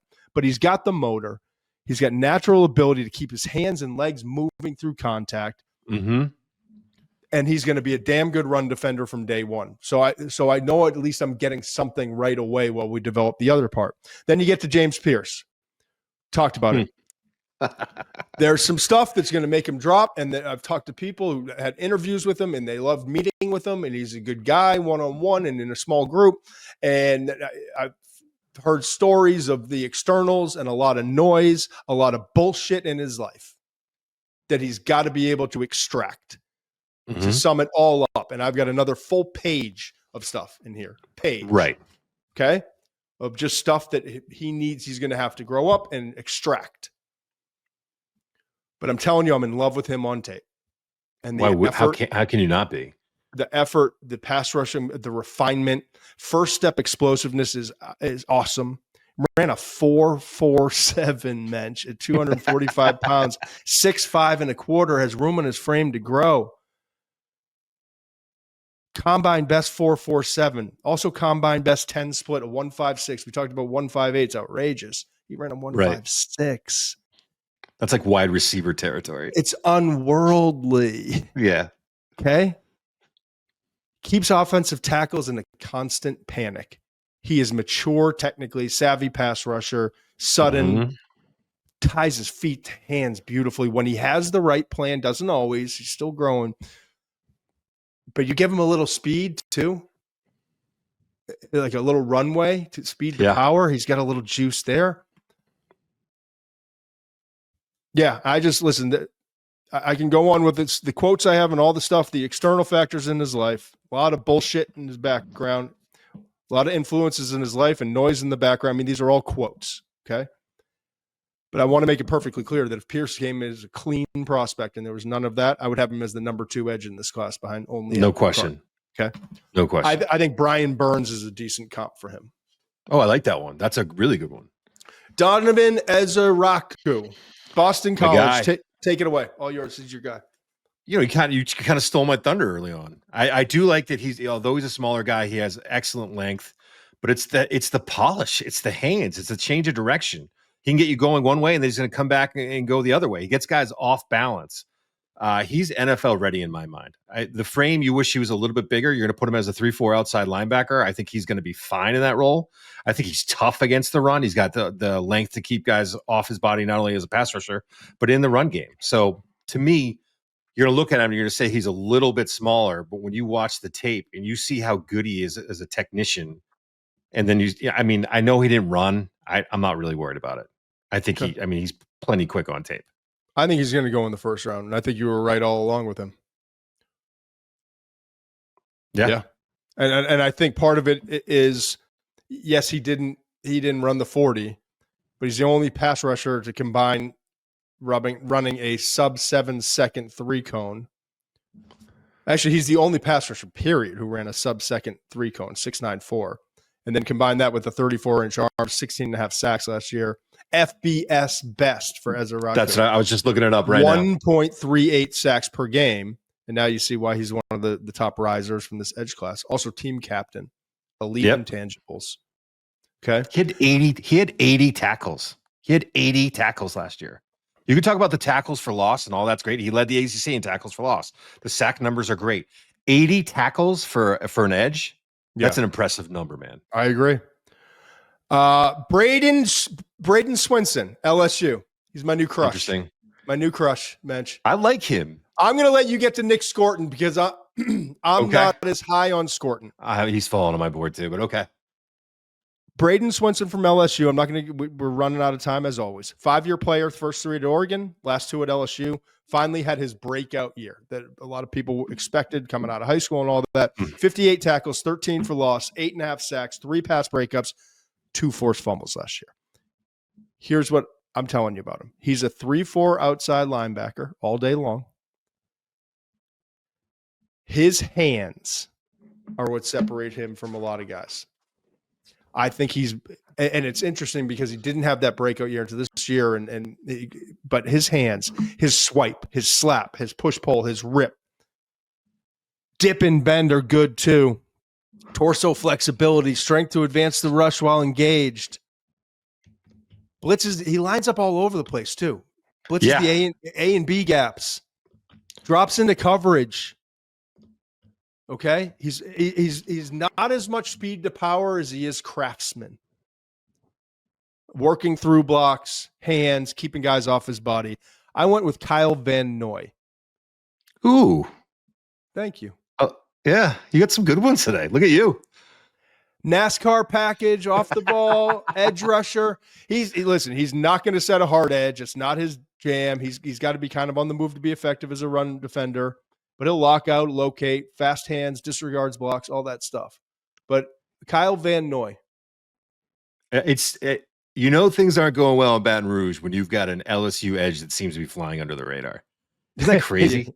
It is. This guy, and they've got two. I mean, they've got two defensive linemen who are the other one's Savion Jones, who we should get to in a minute, but they've got two guys kind of flying under the radar. I think Scourton, by the way, falls a little bit into that range of the craftsman too. He's kind of the anti-Shemar Stewart. Way more productive. I don't think he's quite as talented. He led the Big Ten in sacks when he was at Purdue in 2023. And then he was third in the SEC in tackles for loss. Gets off blocks. He makes plays. I don't think he's as dominant. He's not as big as I thought he was. Well, he was listed at Texas A&M in the 270s or 280s, and then he weighed 257 at the combine. So he wasn't quite as big. And I was like, oh, now it makes sense that this guy's moving the way he is. Good player. I think he goes in the second round. I just don't think he's as dominant as I thought he was earlier on. Femi Oladejo, UCLA. We're now on our 10th guy, and I'm still talking about guys who could. This is your guy. I love him. He's probably going to go in the third round. I've got an 80 on him right at the end of the second. I think he's an off-the-ball linebacker for 3 years, converts to edge this past year, played a couple seasons at Cal, a couple seasons at UCLA. Energy, leadership, just what he brings to the field, it stood out at the Senior Bowl. The conversations I've had. Finished with only 4.5 sacks this past year, but had like kind of a breakout first year at edge, 57 tackles, 13.5 for loss. I think he got better over the course of the season too. I thought he was kind of like a deer on ice a little bit earlier on, and then it just started to ramp up for him the longer it went. I totally agree, because early in the tape I was like, oh, maybe I'm a little too high, but then towards the end he's standing guys up. Yeah, all right. When he learns, he is powerful. Like some of these guys are speed, right? This dude is at 259 pounds, 6'3". You think off-ball linebacker, he's probably going to be like a little bit like Jalen Walker. He's more power, man. He's got a powerful core. He fights through blocks. He's a violent tackler. He fits in like that 3-4 scheme that's looking for power at the edge, like the Eagles have, right? Like the Steelers have, the Panthers, the Rams. Those guys like Jared Verse, like they want power to set that edge and rush off the edge. Here's the deal with him. When he learns after his ability to jack guys up and kind of get them back a little bit, offensive tackles, when he learns how to exploit those off balance tackles with his hands and counter moves, that's when he's going to become the next maybe Jalix Hunt. Right. You like that comp? Yeah, there we go. But he's got the most important part to that, right? Not a lot of guys can get the first part done, can get guys off balance with that kind of power. There's not a lot of guys like that. So it's not something that you can't fix or is not going to get better, especially when you consider, one, that he wasn't playing the position a year ago, and two, again, I don't know how you go to the Senior Bowl where the best of the best are, and within 48 hours you are the guy that people are gravitating towards when you're not the guy that walked in as the guy who's going to be a top 10 pick. I mean, the leadership in the way he carried himself down there, I mean, stood out. It was hard to ignore. There's so many other guys to get to. We just can't. I mean, you've got one more I want to touch on, Landon Jaxson, because I spent a lot of time on him. But you got JT Tuimoloau, right, from Ohio State, and his compadre, Captain Jack Sawyer. Princely Umanmielen from Ole Miss, and his counterpart, Jared Ivey. There's just a bunch of guys. But I watched a lot of Landon Jaxson. And I've got some people in the league in my ear on one side of the explosiveness and his ability and his versatility and all those things. And the other guys in my ear who are just recently, paraphrase, not to be a jerk, but kind of soft versus the run. Don't like him. And here's what I saw. Outstanding workout of the combine. 6'6", 264. Insane. 4.68 was tied for eighth, but his vertical jump was the best, 40.5. 10.9 broad jump, second best. Convert speed to power. Here's the thing I like about him, though. He's this big dude, and he's got some power and some strength to work through. He's got this slippery little sidestep before he gets the offensive tackle. He kind of keeps him off balance. I'm going to summarize it. I think I can't really be myself, but like you can have him as a 5 technique inside and all that stuff. You don't like him there, huh? I like him there. I think if utilized specifically, he's actually way better on the right side than the left, not to get in the nitty gritty, but outside the tackle shoulder, standing up, this guy's a pretty damn good football player. You move him inside the 5 technique, I'm not in. Interesting. Yeah. I like it. I will say, just to be real quick about this, this combine was a track meet, and 4.68 for a 264-pound player is insane. Like, we could say it was the 8th best, and it kind of waters it down of like, oh, he was only the 8th best of the combine. No, 4.68 with a 40.5 inch vertical at 264 pounds. Dear Lord. Yeah, we're like 13, 14 deep. I mentioned Jack Sawyer, Savion Jones, LSU, Jordan Birch. Love Oregon, Savion Jones. Love Birch. Baron Sorrell, Texas, Josiah Stewart, Michigan. Like, and we're not even out of the 3rd round yet. Okay. Ashton Galati from Louisville. Yes. Stud. The McShay Show is brought to you by FanDuel. The NFL draft is here. And if you want to make every pick a little bit more exciting, FanDuel is where it's at. The app is simple, secure, and packed with exclusive offers. Plus, when you win, you'll get paid instantly. No waiting around. And if you think the draft is just about waiting to hear names called, think again. With FanDuel, you can bet on pick positions, which team will draft a player, exact orders, top 5 and top 10 picks, and a ton more, including some ringer specials. As we get closer to the draft, I'm going to give you some home runs. But for now, there are a couple things that are catching my eye. First of all, wide receiver. I think Matthew Golden should be the first receiver off the board. Teteroa McMillan is the favorite. He's at minus 290 right now. You can get plus 200 for Golden. Then at cornerback, same deal. Will Johnson's the favorite to come off the board first. I've got Jedi Barron from Texas. And at that number, plus 140, I'd go with the Texas corner. And right now, new customers can bet just $5 and get $200 in bonus bets if you win. So before the draft kicks off, download the FanDuel app and get ready to make every moment unforgettable. FanDuel, official partner of the NFL. Must be 21 and older and present in select states, or 18 and older and present in D.C. First online real money wager, only $5 first deposit required. Bonus issued as non-withdrawable bonus bets, which expire 7 days after receipt. Restrictions apply. See terms at sportsbook.fanduel.com. Gambling problem? Call 1-800-GAMBLER or visit rg-help.com. All right, interior defensive lineman. Let's throw up the graphic if you're still awake back there, Tucker. 2025 versus 3-year average. Okay. We talked about biggest difference to me, rounds 2 and 3. Okay. We got Mason Graham early. Then you're going to start to see this little run at the end, whether it's Derrick Harmon, Walter Nolen, Kenneth Grant, maybe 2 or 3 of those guys come off the board with Mason Graham. But then, as I mentioned, Darius Alexander, Tyleik Williams, Shemar Turner, Joshua Farmer, Omar Norman Lott, Alfred Collins, TJ Sanders, Tyrion Ingram Dawkins, Ty Robinson, Nebraska. Like, it's just ridiculous. Okay? Yep. So the biggest difference when you look at that graphic, though, is rounds 2 and 3. The 3-year average is 6.7 in those 2 rounds. I have 13 interior defensive linemen graded in rounds 2 and 3. That's twice as many, folks. So some 3rd-round guys will be available on day 3 is basically the takeaway of this. And there's going to be guys, if you don't get your interior defensive lineman in the 1st round or the 2nd round, there's still dudes in the 3rd and 4th. Yeah. There were 10 defensive tackles taken in the first 2 rounds in 2010. That was the Sioux, Ndamukong Suh, in Gerald McCoy year, remember? Gerald McCoy was so good. Yeah, so was Sue. Yeah, Sue was great, but man, I love McCoy. I liked McCoy's tape more than Sue's. But I adored both of them. A couple times we've seen, so go back to 2010, right? We've seen that was 10 in the first 2 rounds. A couple times we've seen 9 in the first 2 rounds in the past 20 years. But we've never seen 11 in the first 2 rounds. That's what we've got right here. So even if it's just 10, like that Sue McCoy year was awesome. So that's what we're looking at. In 22 interior defensive lineman grade in the first 4 rounds is 10 more than the 3-year average. So tons of value here. Mason Graham.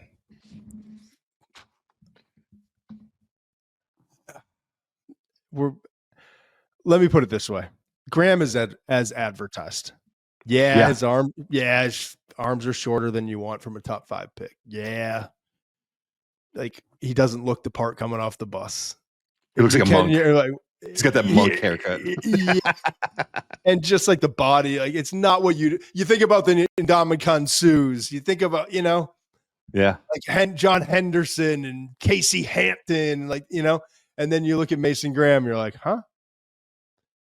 But I'm going to tell you this. Here's my biggest takeaway. He would make a grown-ass man as a defensive line coach sitting in his dark office watching tape shed a tear. Yeah. He is literally like everything you want in a guy. I want you to think back. So we mentioned I went to Richmond. You see the Richmond helmet over my shoulder. Went to the Richmond Spiders. We had a defensive coach. He was D-line coach to start. Then he was defensive coordinator. Okay. Joe Cullen is his name. Absolute maniac and one of my favorites I've ever come across. Couldn't stand me for a while. Then we finally started to hit it off. He was like a lunatic. Mark. I think he still is. I love him, but I think he still is. But I also want people to understand he's now the Kansas City Chiefs defensive line coach, and he's been to several spots, including the Baltimore Ravens. Like he knows what he's doing. I used to listen to him running scout team over in like 200 yards away on the other field. Listen to him screaming at Mark Megna, who's a dear friend of ours. Yep. Who was drafted in like Mark Megna was, as he would say, a fat little kid from Fall River, Massachusetts. Yeah. Fall River, to my knowledge, has produced 2 great things. Chris Herron, basketball, and Mark Megna. You don't come out of Fall River very often and get a full ride to go play football. No. And then to beat more odds, he clings on to this guy named Joe Cullen. And he literally follows him around every single day. And he's like walking from class to class. I'm watching him rip, swim, dip, swat, like moves on all of us as he walks by us, Right. Picked up every little bit of craft, everything that was being handed from him, from Joe Cullen, who was he was a UMass graduate. Came to Richmond to coach defensive linemen. Turns out now he's in the NFL for like 15 years or so now, winning Super Bowls. One of the best, yeah. One of the best.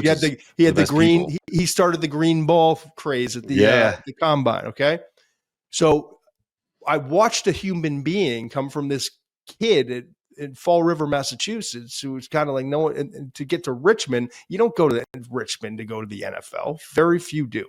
We're fortunate to have a few guys that did. Sean Barber, Mark Megna on that defensive side. He picked up every little thing. Paris Lennon, yep.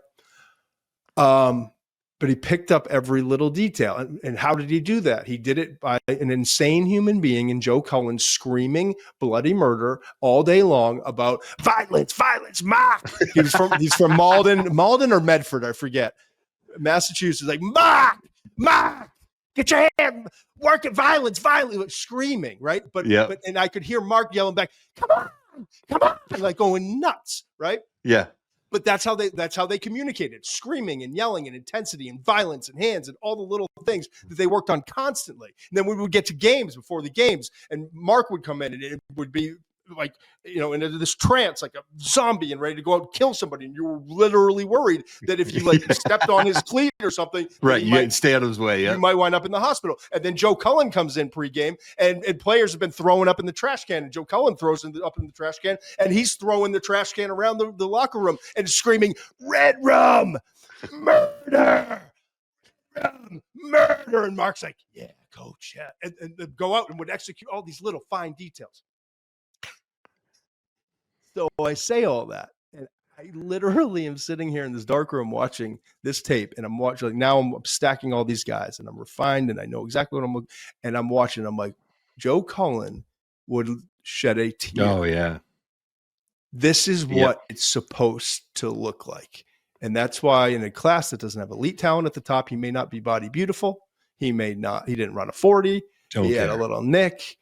He doesn't have the long arms. You don't care because what he does translates to brilliance at the next level. That's my Coach Cullen story. Derrick Harmon, Oregon. I was way too low on him, man. I've come full circle. I was too. I'm glad you. I love him. I love him. I do too. Go ahead. You tell your story. Well, my biggest beef is that I'd watched all of his sacks earlier in the year, and I kind of felt like some of his sacks were like freebies. You know, I'm not going to lie. I felt like he got some of these flush towards him or whatever. And then I went back and I watched every pass rush, and I was like, oh, no, this guy wins a lot. This guy wins with his hands a lot. He is a talented pass rusher. And that's what separates a lot of these guys, to be clear. I think that's, something we should point out with defensive tackles. A lot of good run stoppers, man, but who can get to the quarterback? Who's a guy that can stay on the field when that package comes in, when they want to get after the quarterback, or even can do it on first and second down? And for me, Derrick Harmon, that's where he kind of sets himself apart. I got him as my number 2 defensive tackle now. He wins with his hands, and he's athletic. He is a hell of a defensive tackle. He's got 34 and 3/8 inch arm length, and he uses every bit of that length beautifully. Great job advancing the rush while engaged. When you have those long arms, you can advance it. Mm-hmm. Excuse me, while keeping. I can't even do the red rum murder story without having a reaction. They used to do it all day long. He's just slippery too. Mm-hmm.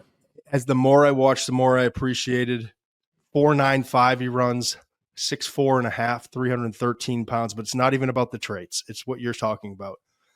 It's understanding, working offense, half a man, offensive tackles, advancing rushes.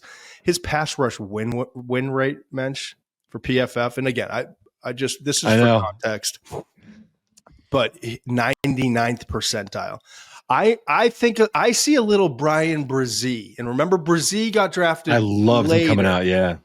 But really liked his tape, but hadn't quite put it together because he had been nicked up and stuff. Harmon, that's not the case. Plus, I love the fact, like the Jim Nagy story, like the attention that he placed, and he basically had a rebirth from Michigan State to Oregon. Right. He's taking care of his body. He looks like a different human being from Michigan State. So the commitment is there. Here's another guy that I'm in love with, and I don't know exactly in the pinpointing, but there's some mature decisions in the past kind of stuff, and I'm sure it's true.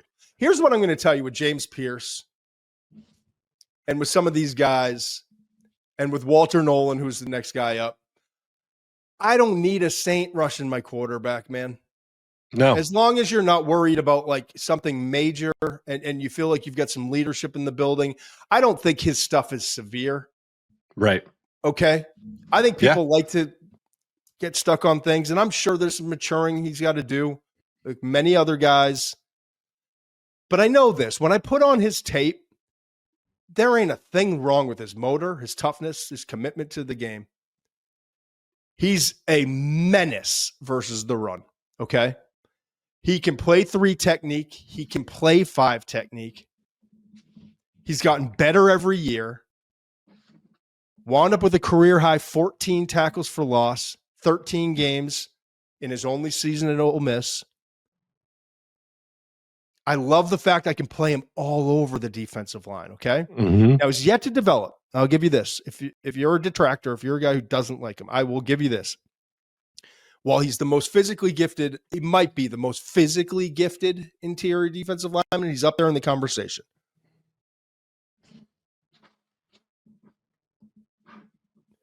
And he also has plenty of college experience at big-time programs. But why hasn't he developed a high-level pass rush in terms of his moves and his plan? That's the question. But if he gets with that right veteran group, man, where teams are drafting at the end of the first round, you think about teams like, teams that are winning organizations that have the right people in place. I think he could have kind of a Milton Williams type arc. Who? Have you said his name yet? Walter Nolen. Did you say Walter Nolen? I thought you were saving it for this big reveal at the end. Walter Nolen. Walter Nolen from Ole Miss. This is my guy, man. And I'll say this. I get it a little bit with the pass rush stuff. I think it's overblown. This dude had 6.5 sacks last year. Yeah. He had 6.5 sacks for a defensive tackle. Not a bad number, man. 6.5 sacks. That's pretty good to me. I get it. Does he have all the tools to become a very productive interior pass rusher in the league?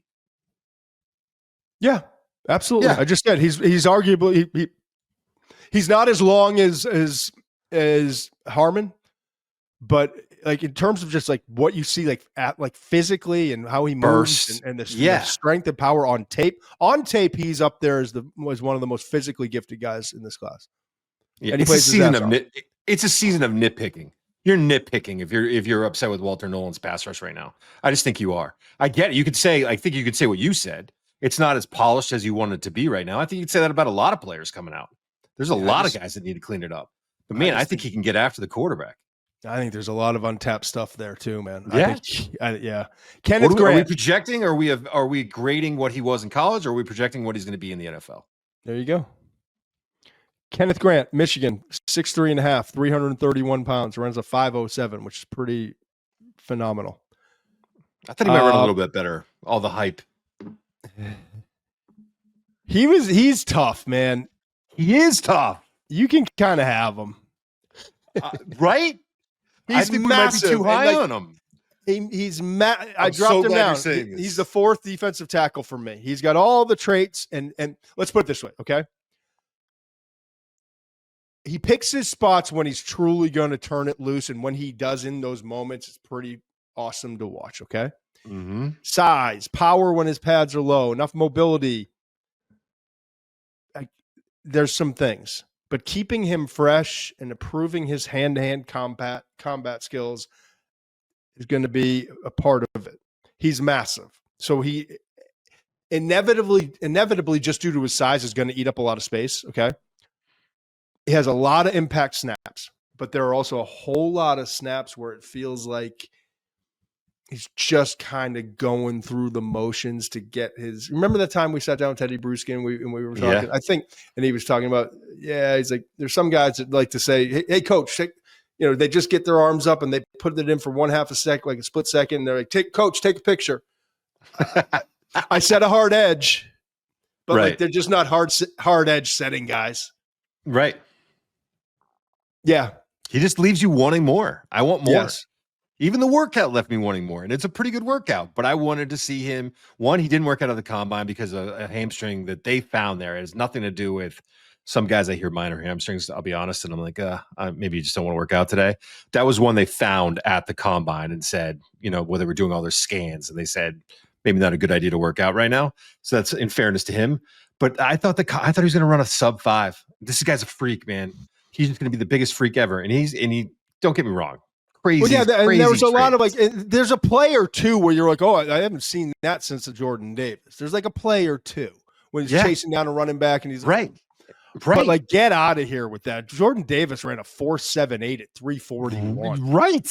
And showed, I don't know. So I think he could go late first. The traits are there. There's a lot to work with. But again, we got to. I'm not taking him in the first. Yeah. Darius Alexander. I like him. There's work still to be done. Coming out of Toledo. Loved him at the Senior Bowl. He was awesome. I think you can move him up and down the line. Absolutely. He's a 3 technique that can play multiple spots along the defensive line. I love his length, explosive first step, and natural power. Really nice dip, bend, flexibility. You don't see many guys that can do some of those things that he did. Okay. But his lack of sack production is kind of frustrating. Yeah. Yep. That's at right. My Toledo, 26 games, 13 tackles for loss, 7.5 sacks. Why? Yeah. Now we get into the pre-draft process and we're inching closer to it. Pitt game, awesome. Yeah. Pick 6 was part of causing another pick 6. Yes. Yep. Right. Combine workout I mentioned, almost 6'4", 305, 495. He had the nice fourth Senior best, Bowl week. Fourth best 10-yard split, third best or fourth best 3-cone, right? Great Senior Bowl week, all part of the pre-draft, not in chronological order. I really like him. But I'll say this, like, he's going to I think he's going to need a year to sharpen his blades. I think he's a future impact 3 technique that can move around. I think you're going to want to draft him in the second round probably and have him in a rotation, but not counting on him to step right in and be that guy right away. Yeah. Home run day 2 pick. Tyleik Williams, another guy. Very interesting to me. He's massive, 334 pounds and almost 6'3". Yeah. I'll just leave it at this. Despite that frame, he's actually better suited, I think, to play nose tackle in a 1 gap. Interesting. I don't think he's like the space eating 2 gap. Oh, no, I agree with that. He keep him fresh, limited snaps, okay? But it's kind of jaw, like you and I both, our jaws were dropping watching that combine workout, the way he moves. And I'll say this, like it comes in spurts, but I think he could be a high impact player if he's used properly and played in a rotation. I think round 2, I'd draft these big, strong, balanced, grown-ass men. More often than not, they translate. Now, there is a Maisie Smith for every Reader and Duron Payne. Okay? Yeah. But I think DJ Reader's a decent comp. Okay. Because a 1 gap nose tackle, penetrate, move around, not going to play him 100 snaps a game. You think you can get to the quarterback? Some, or at least move him off his spot. He moved 5.5 sacks last year. I was a little underwhelmed with the 5.5 sacks the last 2 years. Sorry, I was a little underwhelmed with the pass rush. I thought he was a better pass rusher coming into the year, and then when I went back and looked at all the pass rush snaps, I was a little underwhelmed with him because he does move well. I thought he was going to be more of a factor there. Outstanding run defender, though. Outstanding. All right, I'm going to rip through some of these guys because we've gone long, and you jump in wherever you want. Shemar Turner, he's got the injury, dealing with that. Had a rod inserted in his leg, had required surgery, sat out the combine workouts, participated in position drills only at the recent Texas A&M Pro Day, about a week, 5 days ago, maybe. He's a greatest 2023 tape. Yes, awesome. Greatest 2023 tape. That's what I would do with him. 1 gap inside interior defensive lineman. I just watched it. I love his position versatility. I think it's going to appeal to a lot of teams on day 2. Played multiple spots at A&M. Very clearly suited to be a 1 gap penetrator. Whether I like it because everyone's like he's a 3 technique, and yeah, he can play some firing through that B gap. But I really liked him as a 1 gap, like a shaded nose. Right. He can do both. Yep. Like the one, slight frame, won't hold his ground versus double teams. Saw that on tape a lot, but his combination of lightning quick hands, fast eyes to locate the ball, long arms, big hands for his frame, relentless motor. He just appeals to those teams that are looking for the penetrating, disruptive types. I think Nnamdi Madubuike, Ravens was. That's a good. I mean, that's not a bad comp for a kid. Joshua Farmer, I've got as the 8th defensive tackle. We're still in round 2. I could see a role. He was a little different. 6'3", 305, 35-inch arms. Yeah. That's a thing, man. That's a thing. And that's part of, I think his greatest assets are his length, leverage, and power. I think he'd make a really good 5 technique. Don't disagree. I think he can play a little 3, can be disruptive a little bit, but I like him with his power, lock those long ass arms out and work from there. Locate the ball, work from there. Here's what I would say with him. His arrow's still pointing up. I think he's going to still get better, but I don't see an extraordinary ceiling. Right. He's going to get better. Yeah. But it's not right. Chris Jenkins, Bengals, is who I gave him for a comp. Okay. Here's the last guy I'll get to, and you can go through anyone else you want. Omar Norman Lott, who I thank God, man. I was afraid you were going to bring him up. I got him at 9. Our guy. Undersized, just under 6'2", a shade under 6'2", 291 pounds. Good arm length, 33 3/4 for his, especially for that frame. Massive hands. He's a different evaluation though, right? Because he played less than half of the snaps that the other guys played. And so you don't get the catalog of plays, first of all. Mm-hmm. Second of all, he's a lot fresher when he's on the field. So you get a kind of account for that because Brandon Graham played 548. Grant played 547. Harmon played 591. Nolen played 587. Alexander at Toledo played 630. Tyleik played 586. Farmer played 513. He played less than half of those guys, 225 snaps. So that it's interesting, right? But he's got athletic traits. He's got athletic traits and he's got power. And he's going to succeed in the NFL because he's a 3 technique who I just love the energy he brings to the field. I loved watching him work in practice and the details he was working on. And yes, he's going to get knocked off his feet sometimes. Yes, he needs to broaden his pass rush arsenal. But you bring him in as a one-gap guy and work him in a starting rotation. Allow him to stay fresh, sharpen those tools as a pass rusher. You might just have Kobe Turner on your hands. Yeah, I could see that. I love him.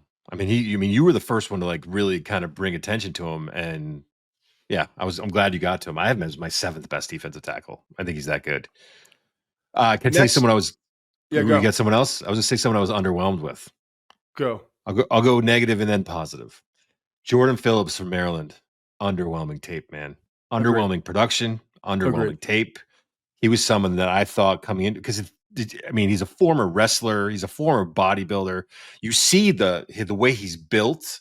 He's built to be a nose tackle. I mean, he is just born to be a nose tackle.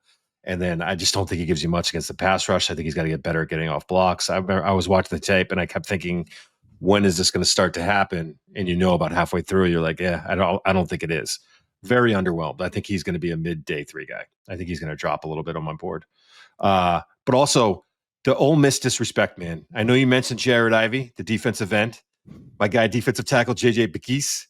Mm-hmm. Another guy that I think... Did you hear how he was announced at the Ole Miss Pro Day? No, how was it? Offensive weapon. I know he did all the drills. I saw that. I didn't know they announced him like that. I love it. I just think he's sneaky. He's just sneaky underrated, man. I think him and Ivy, that both of those guys are guys that I think are going to end up being in my top 100. I just think they're that good. I'm going to give you my sleeper, and I've mentioned him before. Tyrion Ingram. I know. I want to talk about him. Go. Yeah, go. No, go. About Tyrion Ingram Dawkins? Yeah. No. Oh, you want? Okay. I want to talk about him. Yeah. So former 5-star recruit. Reserve role as a freshman, right?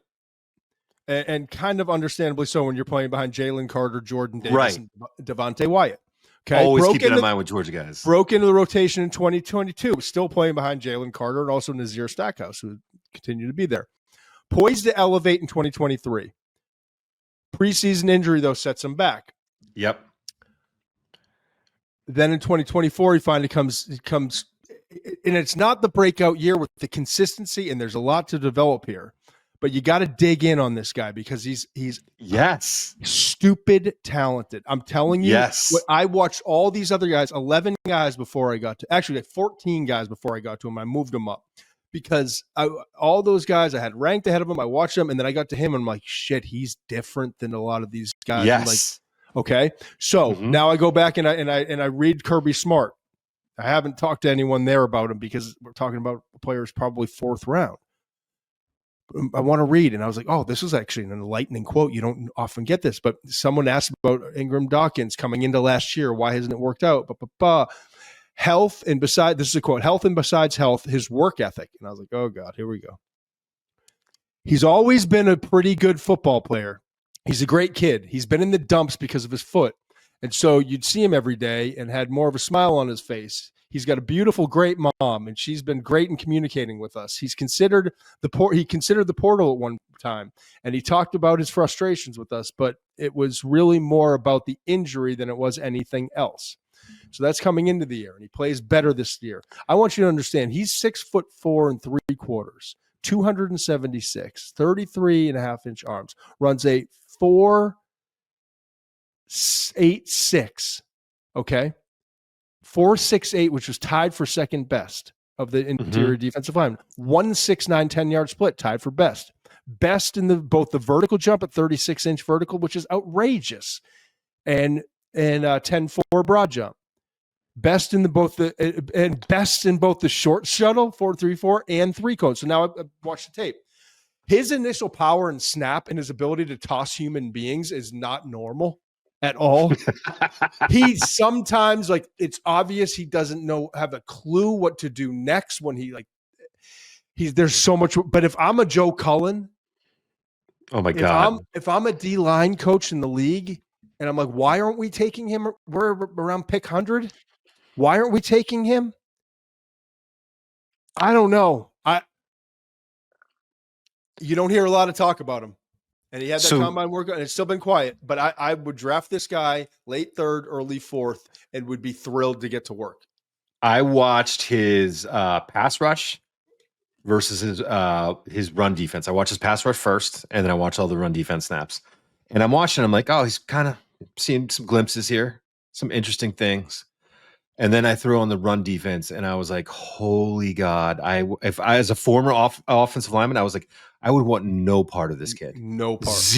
Zero part. And I don't care where he lines up, by the way. He's lining up a 1 technique, 3 technique, down, 5 technique. He's standing up as an edge. He's just handling offensive tackles. He's splitting double teams. He's overpowering guards. Why is nobody talking I'm watching. About him? So here's the thing that was really interesting to me, though. Like, the aggressiveness he has as a run defender, yes, versus the aggressiveness that he has as a pass rusher.